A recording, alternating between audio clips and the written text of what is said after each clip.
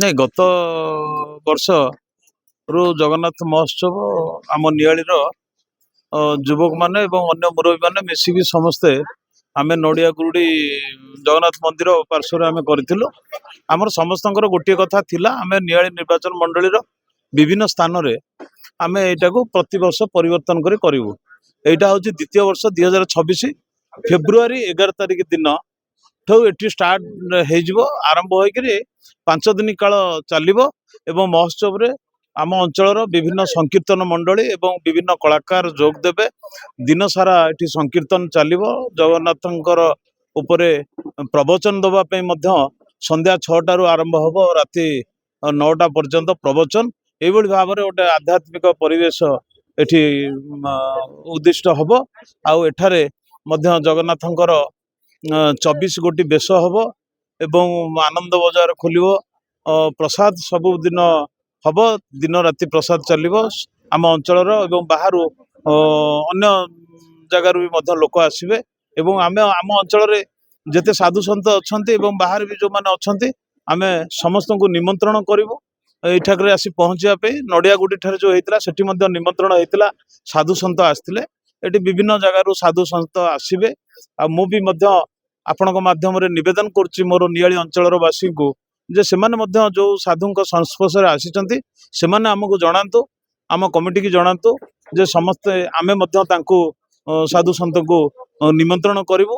ଏ ଯେଉଁ ଅନ୍ୟ ନିର୍ବାଚନ ମଣ୍ଡଳୀରୁ ଏବଂ ଅନ୍ୟ ସ୍ଥାନରୁ ଯେଉଁ ସାଧୁ ସନ୍ଥ ଆସିବେ ତାଙ୍କର ପାଦ ଯେମିତି ଆମର ଏଇ ଦୋପଟି ମେଳନ ପଡ଼ିଆରେ ପଡ଼ିବ ଏବଂ ଏ ଜାଗା ଯେଉଁଭଳି ଭାବରେ ପବିତ୍ର ଅଛି, ଆଉ ସେଇ ପବିତ୍ର ସାଙ୍ଗରେ ଇଏ ମଧ୍ୟ ଗୋଟେ ଆଧ୍ୟାତ୍ମିକ ଚେତନା ଏବଂ ଆଧ୍ୟାତ୍ମିକ ସମ୍ପର୍କରେ ଜନସାଧାରଣ ଆସିବେ। ଏହା ହିଁ ଏହାର ଉଦ୍ଦେଶ୍ୟ। ଆମର ଯେଉଁ ପରିଚୟ ଆଜି ସ୍ୱୟଂ ଜଗନ୍ନାଥଙ୍କ ପାଇଁ ଓଡ଼ିଶାର ପରିଚୟ ହେଉଛନ୍ତି ମହାପ୍ରଭୁ ଶ୍ରୀ ଜଗନ୍ନାଥ।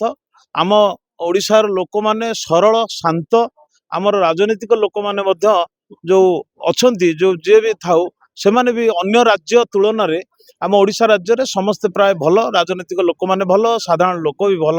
ଏ ସବୁ ଜିନିଷ ସେ ଜଗନ୍ନାଥଙ୍କର ଇଚ୍ଛା, ଜଗନ୍ନାଥଙ୍କ ଆଶୀର୍ବାଦରେ ଚାଲିଛି।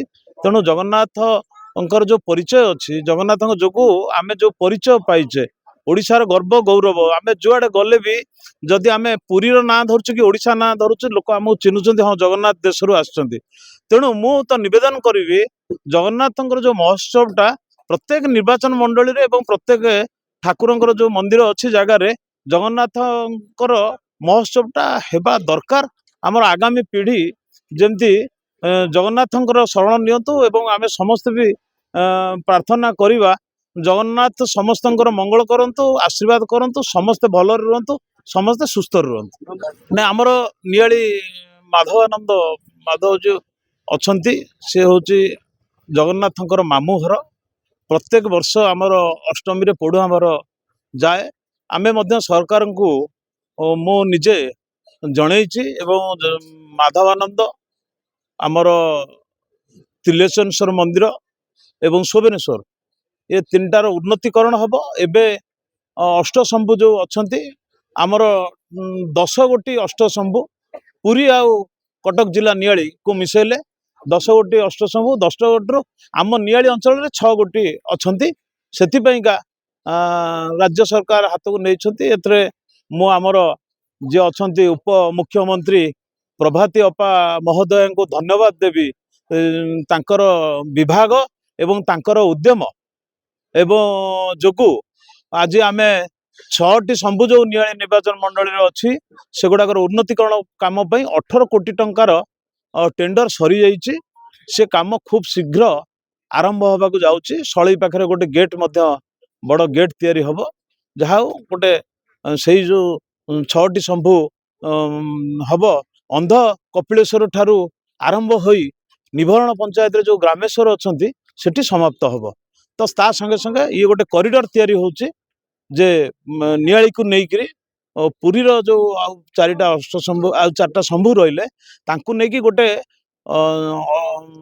10ଟା ଅଷ୍ଟଶମ୍ଭୁ କହୁଛନ୍ତି କିନ୍ତୁ 10ଟା ଶମ୍ଭୁଙ୍କୁ ନେଇକି ଗୋଟେ କରିଡର ତିଆରି ହେଉଛି। ସେ କରିଡରର ଆରମ୍ଭଟା ଯେଉଁ ହେବା ପାଇଁ ସ୍ୱାଗତ କରିବା ପାଇଁ ଲୋକଙ୍କୁ ସଳେଇ ପାଖରେ ଗୋଟେ ବହୁତ ବଡ଼ ଗେଟ୍ ତିଆରି ହେବାକୁ ଯାଉଛି। ତେଣୁ ଏଇଭଳି ଭାବରେ ଆମ ଅଞ୍ଚଳ ଗୋଟେ ଆଧ୍ୟାତ୍ମିକର ଅଞ୍ଚଳ ହେବାକୁ ବର୍ତ୍ତମାନ ଯାଉଛି।